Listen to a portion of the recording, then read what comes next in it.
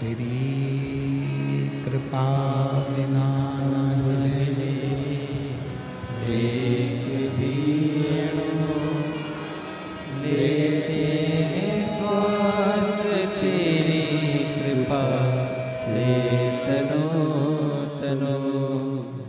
बखान क्या करूं मैं लाखों के ढेर का, चपटी भभूत में है खजाना कुबेर का।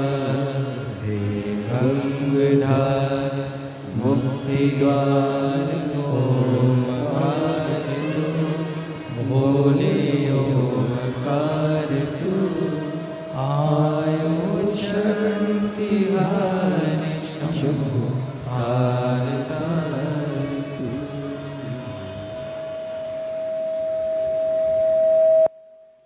भगवान शिव जो संपूर्ण जगत का कल्याण करने वाले, संपूर्ण जगत का उद्धार करने वाले, जिनकी शरणागति संसार का मानव यदि एक बार भी भगवान शिव की शरणागति को प्राप्त करता है तो वो जीव कभी भी भटकन नहीं हो सकता।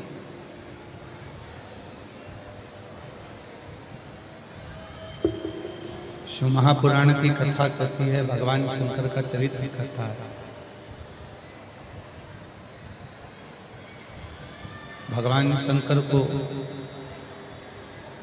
जिसने विश्वास के बल पर भजा है, भगवान शंकर को जिसने भरोसा कर कर विश्वास कर कर भगवान शिव की स्मरण किया है, भगवान शंकर का मंत्र जाप किया, शिव के मंदिर में जाकर एक लोटा जल समर्पित किया, उस जीव को संसार में फिर भटकना नहीं पड़ता। फिर वो जीव भगवान शिव की ही शरणागति में रहता है। कल कथा में कहा था कि एक असुर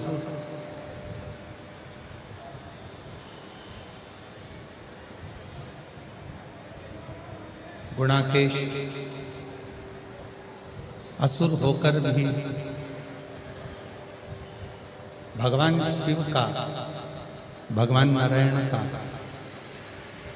इतना कृपा पात्र हो गया कि वो गुणाकेश तांबे के धातु के रूप में हो जाता है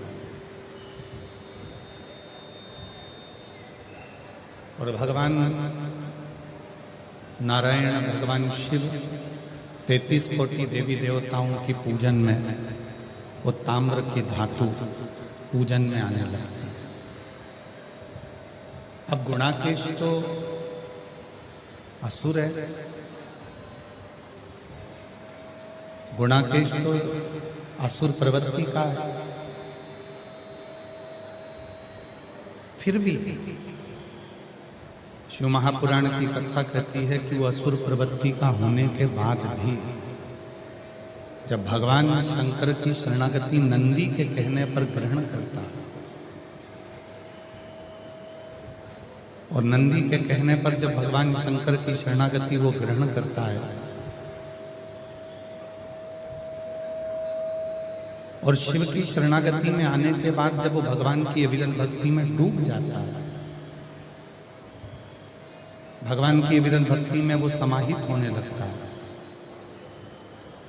तो स्वयं भगवान शंकर उसको मार्ग देते हैं, स्वयं शिव उसको मार्ग प्रशस्त कर देते हैं और वो गुणाकेश असुर होकर भी एक धातु का रूप धारण कर लेता है और उस धातु के रूप में वो ताम्र धातु बनकर देवी देवताओं के नजदीक में रहता है। तो ये कथा हमको जो सीख दे रही है, भगवान की शरणागति चाहे गंधर्व हो, असुर हो, नाग हो, किन्नर हो, देवता हो, पशु हो, पक्षी हो, कोई भी हो, जब वो भगवान की शरणागति को ग्रहण करता है तो मेरे भगवान भोलेनाथ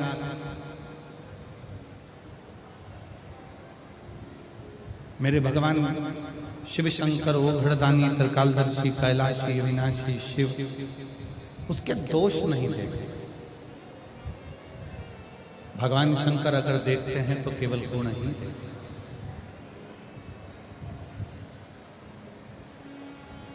पहले हमारे निखिलेश जी एक भजन की लाइन गुनगुनाया करते थे, मेरे गिनियों ना पेरा, केवल देखेंगे तो गुण। अब कोई ने कहा कि गुरुजी, कोई कहता है कि मंत्र जपना जरूरी है, जब तक मंत्र नहीं जपोगे तब तक भगवान नहीं मिलेगा। शिव महापुराण की कथा में यही प्रश्न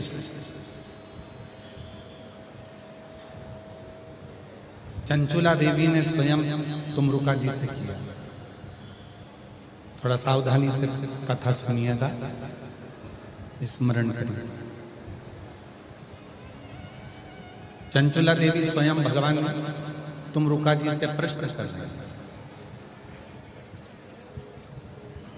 चंचुला देवी ने कहा, तुमरुका जी, मेरा एक प्रश्न है, क्या आप मेरे प्रश्न का उत्तर दोगे? तुमरुका जी ने पूछा कि कौन सा प्रश्न? बोलिए। कहा, मेरा प्रश्न ये है कि ना तो मैंने मंत्र जपा, ना मैंने कोई पुण्य करा, उसके बाद भी मैं पार्वती जी की सहेली कैसे बन गई, माता पार्वती जी की सखी कैसे बन गई? ना तो मैं कभी मंत्र को जपती हूं और ना कभी मैंने कोई पुण्य करा। अगर मैं पुण्य करती तो मेरे मन में रहता कि मैंने पुण्य करा, अगर मैं मंत्र जपती तो मेरे मन में रहता कि मैंने मंत्र जपा। पर ना मैंने मंत्र जपा और ना मैंने कोई पुण्य करा, फिर मैं कैलाश पार्वती जी की सहेली बनकर कैसे बैठ गई? तुमरुका जी ने कहा, चंचुला, तेरे गांव के लोग, सारा गांव इकट्ठा होकर गाड़ी में बैठकर, बैलगाड़ी में बैठकर किसी और जगह पर जा रहे थे। पर चंचुला, तूने जितने गांव के लोग किसी और जगह पर जा रहे थे, उन सारे गांव के लोगों को निवेदन कर कर, विनय कर कर तू सारे गांव के लोगों को लेकर काशी चली गई और सारे गांव के लोगों को तूने काशी का दर्शन करा दिया।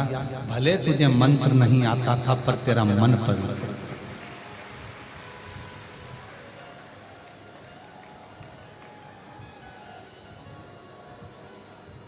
मंत्र भले नहीं आया, भले तूने मंत्र का जाप नहीं करा, पर तेरा मन बड़ा पवित्र। और मेरी जीजियों, मेरे जीजाओं, मेरी बेटियों, मेरे बेटाओं, मेरे बुजुर्ग माँ बाप, याद रखना, मंत्र जपो चाहे ना जपो, मंत्र की साधना करो चाहे ना करो, पर इतना याद रखना कि उस ईश्वर के प्रति अपना मन साफ रखना और दूसरों के प्रति मन साफ रखना। आप किसी का बुरा मत करिए, मंत्र की जरूरत नहीं पड़ेगी। आप किसी को गाली मत दीजिए, मंत्र की जरूरत नहीं पड़ेगी। आप किसी को अपशब्द मत कहिए, मंत्र की जरूरत नहीं पड़ेगी। आप किसी को ताना नहीं दीजिए, मंत्र की जरूरत नहीं पड़ेगी। और प्रेम जब अनंत हो गया, जब मन पवित्र है, मन साफ है, और उस मन से आप ईश्वर को अपने भीतर उतारे हो, उस मन से आप परमात्मा को अपने भीतर उतारे हो, तो फिर आपको भटकना नहीं पड़ेगा।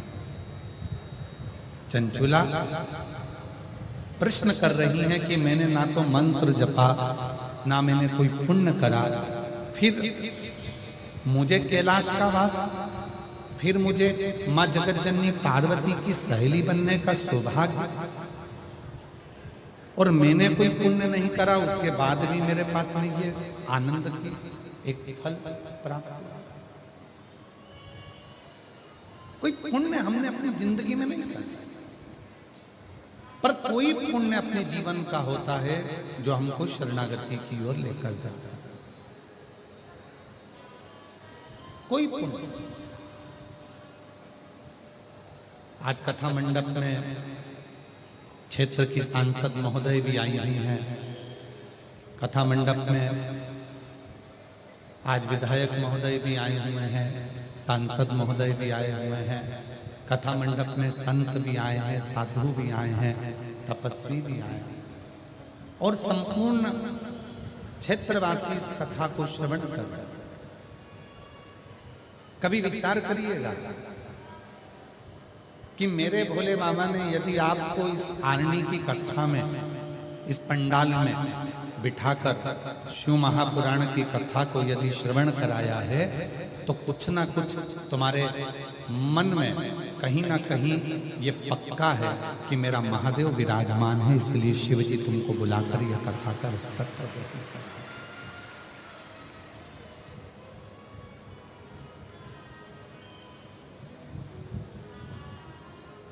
शिव स्वयं विराजमान, भगवान शंकर स्वयं तुम्हारी चित्त वृत्ति में बैठे। चंचुला, तूने मंत्र का जाप नहीं किया। चंचुला, तूने कोई मंत्र नहीं जपा। चंचुला, तूने कोई पुण्य नहीं किया। पर चंचुला, तेरा मन साफ था। पूरे गांव के लोगों को लेकर तू शिव की शरणागति में चली। आप में से कई माताएं बैठी हैं, कई मेरी जीजियां बैठी हैं, कई मेरे जीजा बैठे हैं, कई मेरी बेटियां बैठी हैं, कई मेरे बेटा बैठे हैं, कई बुजुर्ग माँ बाप ऐसे बैठे हुए हैं जो कई बार घर के लोग पूछते हैं, मम्मा आपका कहीं जाने का मन है क्या, मैं तुमको लेकर चलता हूं। पति ने पत्नी से पूछा, तुम्हारा कहीं चलने का मन है क्या, मैं तुम्हें लेकर चलता हूं। बहन ने भाई से पूछा, भाई बहन से पूछा, तुम्हारा कहीं चलने का मन है क्या, मैं तुम्हें लेकर चलता हूं। इतने में हो सकता है आप में से कई माताएं ऐसी हैं, कई जीजियां ऐसी हैं, कई जीजा ऐसे हैं, कई बेटियां ऐसी हैं, कई बुजुर्ग ऐसे हैं जिनके मुख से निकल जाता है कि मुझे तू सीहोर कुबरेश्वर धाम ले चल, मुझे तू उज्जैन ले चल, मुझे काशी ले चल, मुझे शिव महापुराण की कथा में ले चल, मुझे रेणुका माता के चरणों में ले चल, मुझे सिद्धेश्वर बाबा के मंदिर ले चल, मुझे केदारेश्वर बाबा के मंदिर ले चल। ये भीतर की एक प्रभु से मिलन की एक आस जुड़ी।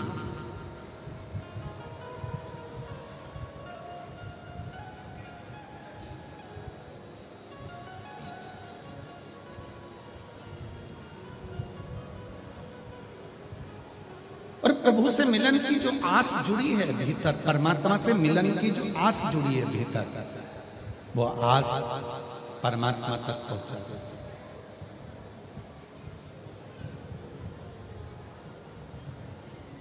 रामचरितमानस सबने सुनी है, जम के तो बोलो।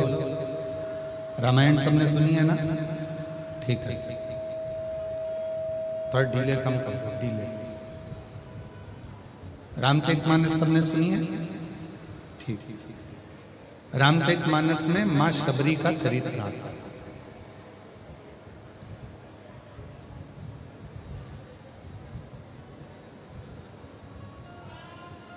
एक बार माता शबरी ने मातंग बाबा से पूछा था कि मुझे कौन सा मंत्र जपना चाहिए।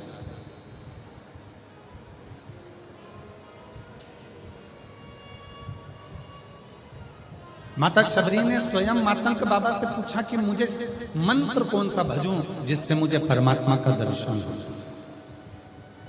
और मातंग बाबा ने कहा, तुम मंत्र कोई भी जपो चलेगा, पर परमात्मा मंत्र से नहीं, परमात्मा मन देखकर तेरे पास आएगा।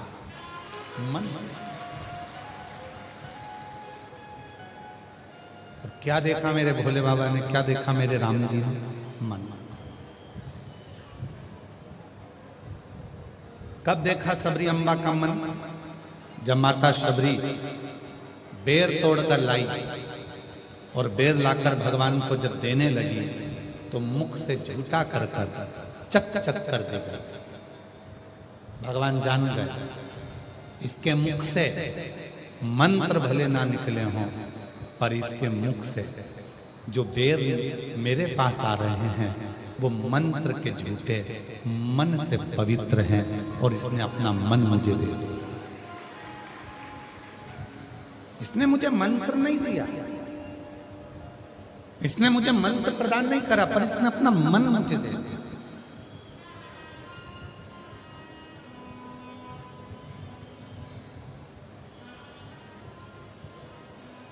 और आज के जमाने में होता क्या है,